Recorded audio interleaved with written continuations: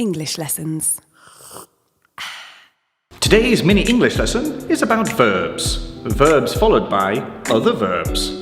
Verbs can be followed by the infinitive, to, plus the base form, to eat, for example, or gerunds, verb plus the ing, eating. So, some verbs are always followed by gerunds. Enjoy. I enjoy eating fresh croissants in the morning. And some verbs are always followed by the infinitive. I want to eat eggs and bacon today. Want is an example of a verb always followed by the infinitive. But how do we know which ones to use?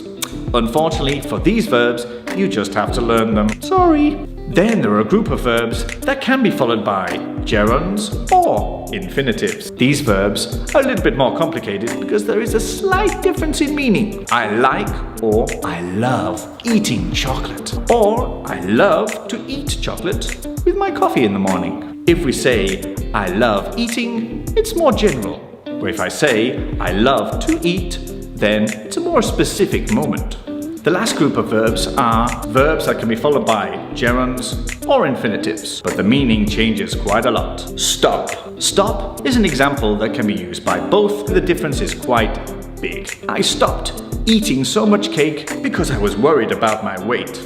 And I stopped to eat another piece of cake. Here, how do we know what the difference in meaning is? I stopped eating, we are looking backwards at the event. Whereas I stopped to eat is looking forwards at the event. Let's just recap. There are 3 different types of verbs that can be followed by other verbs. The first example we looked at, there are verbs that are always followed by gerunds or always followed by infinitives. Then there are those verbs like and love, which are sometimes followed by one or the other.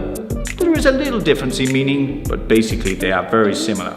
Then we have those verbs like stop, who have very different meanings if we use them with gerunds or follow them by infinitives. I think you should remember to stop before you use a gerund or an infinitive after a verb next time. Bye!